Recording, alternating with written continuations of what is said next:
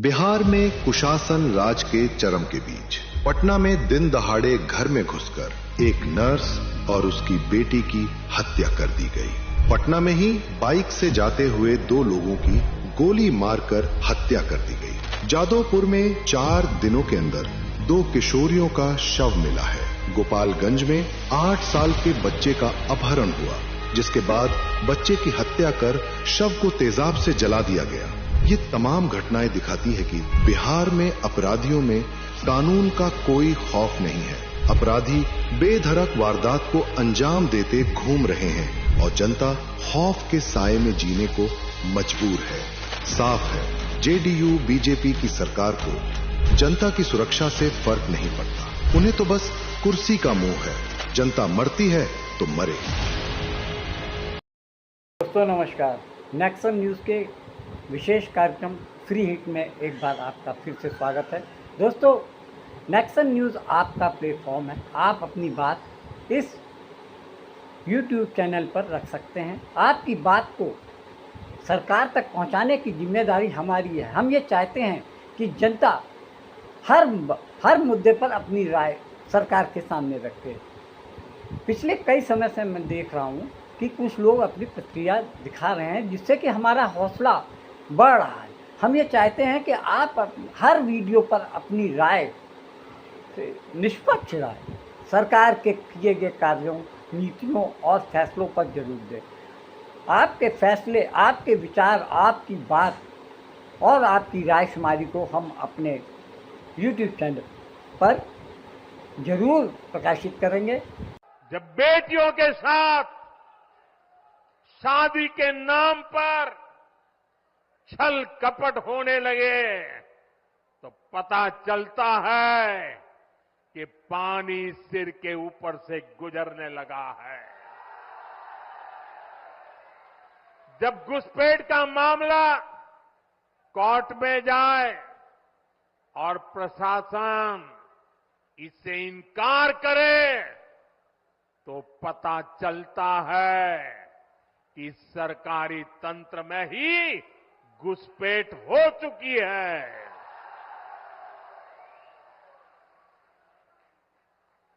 ये आपकी रोटी भी छीन रहे हैं, ये आपकी बेटी भी छीन रहे हैं और ये आपकी माटी को भी हड़प कर रहे हैं। आप जान लीजिए कि कुछ लोग, हम लोगों को तो अब लगता है कि अगली बार जो आप आइएगा ना, तो इस बार हम देखें कि कुछ इधर उधर कुछ जीत गया है, अगली बार सब हारेगा। हमको पूरा भरोसा है। ये सब बिना मतलब का बात बोल बोल करके क्या किया है? ये सब कोई काम किया है? उन लोगों ने आज तक कोई काम नहीं किया, देश की कोई सेवा नहीं की है। लेकिन आपने इतनी सेवा की है और उसके बाद इस तरह से हुआ है, तब इस बार फिर जो मौका मिला है, तो इस मौका के बाद आगे अब उन लोगों के लिए कोई गुंजाइश नहीं रहेगा, वो सब खत्म हो जाएगा। अब बिहार, आज देश बहुत आगे बढ़ेगा। अब बिहार का भी तो सब काम हो ही जाएगा। जो कुछ भी बचा हुआ है उसको ही कर देंगे। सबसे पुराना इलाका है, तो इसीलिए हम लोग तो पूरे तौर पर हर तरह से जो आप चाहिएगा उस काम के लिए हम लोग लगे रहेंगे। दोस्तों नमस्कार, नेक्सन न्यूज़ के खास बुलेटिन में आपका स्वागत है।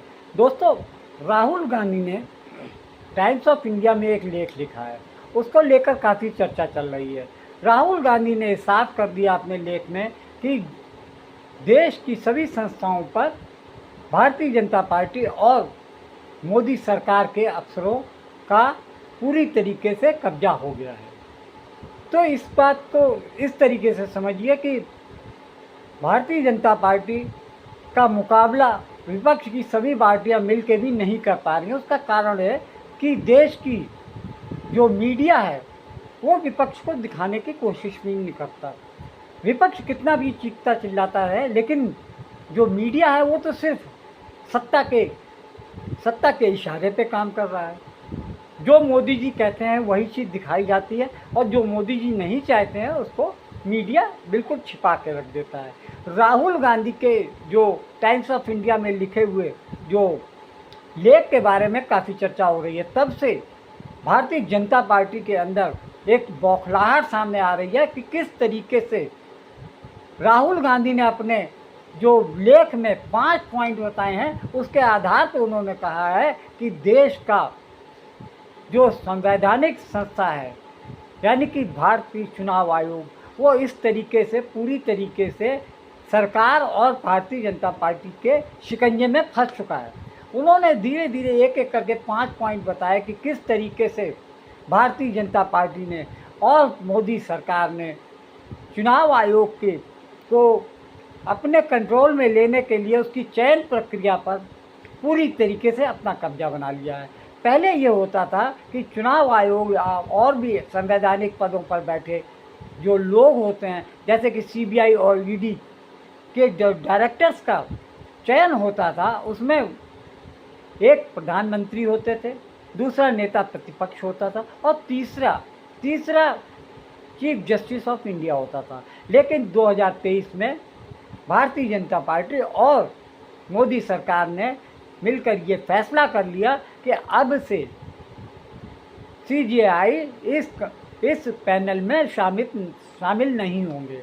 उन्होंने ये तय कर लिया कि अब ऐसा है कि अब इसमें पैनल में एक प्रधानमंत्री होंगे, दूसरा उनका एक कैबिनेट मंत्री होगा और तीसरा नेता प्रतिपक्ष होगा। अब आप इस जो परिस्थिति का अंदाज़ा लगाइए कि जहां 2 लोग एक साथ खड़े होंगे और तीसरा नेता प्रतिपक्ष, तो उसकी बात को कितना ज़्यादा प्रभाव मिलेगा। यानी कि दो के मुकाबले एक से हमेशा नेता प्रतिपक्ष को नकार दिया जाएगा, चाहे वो किसी सीबीआई के डायरेक्टर की बात हो, चाहे चुनाव आयोग के अन्य चीफ इलेक्शन कमीशनर के साथ साथ इलेक्शन कमिश्नर की बात हो, उन सब में चलेगी तो केवल सरकार की चलेगी। यानी जो सरकार चुनाव आयोग के आयुक्तों को चयन करेगी, उनकी क्या हिम्मत होगी कि वो आगे चलकर सरकार से सवाल कर सके।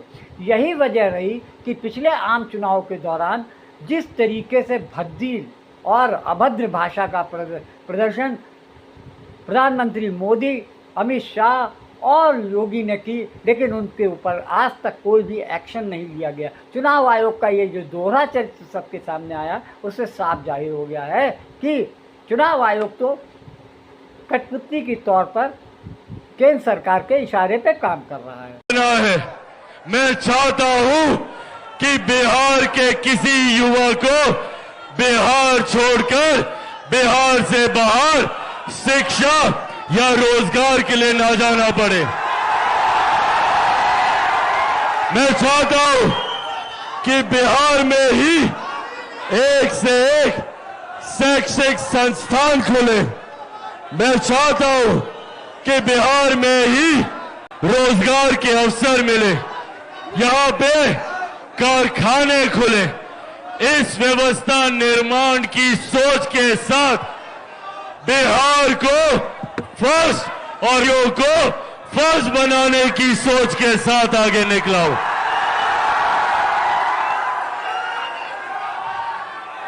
साथियों, इस संघर्ष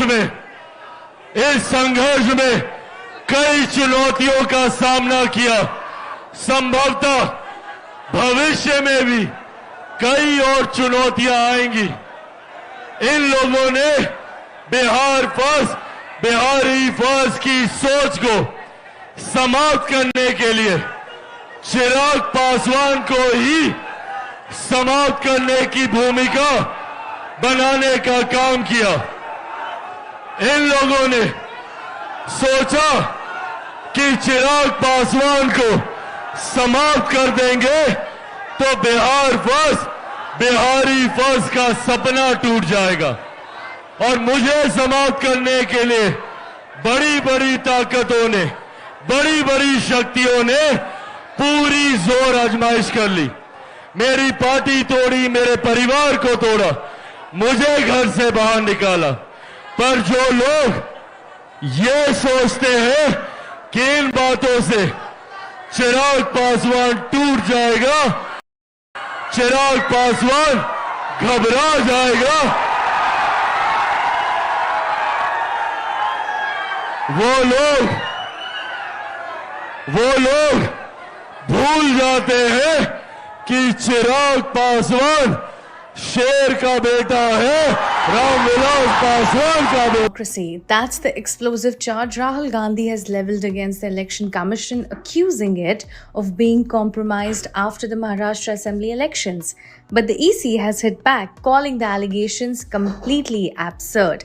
So what's really going on? Let's find out. Rahul Gandhi claimed the Maharashtra elections were a blueprint for rigging democracy. In his own words, it's a 5-step method to steal an election, rig the EC panel, add fake voters, inflate turnout, target bogus voting, and finally hide the evidence. He even accused the EC of releasing unsigned evasive notes and directly demanded transparency, digital voter rolls and CCTV footage after 5 p.m. on polling day. The Election Commission, though not naming Rahul Gandhi directly, pushed back hard, saying it was an affront to the rule of law. According to EC sources, over 6.4 crore voters cast ballots, and all major parties, including Congress, had thousands of booth-level agents monitoring the process. But why is this controversy crucial now? Well, because all eyes are on Bihar, the next big electoral battleground. If these allegations are true, they strike at the heart of public trust in the Indian democracy. And if they're false, they risk undermining constitutional institutions. Meanwhile, Congress leader Pawan Khera spoke on the matter and said, हमारे सवाल बहुत स्पष्ट हैं। राहुल जी ने अपने लेख में जो सवाल पूछे हैं वो बिल्कुल स्पष्ट हैं कि 5 साल में 31 लाख नए वोट जुड़े महाराष्ट्र में 2019 और 2024 के बीच में। लेकिन 5 महीने में 41 लाख नए वोट कैसे जुड़ गए लोकसभा और विधानसभा के बीच में?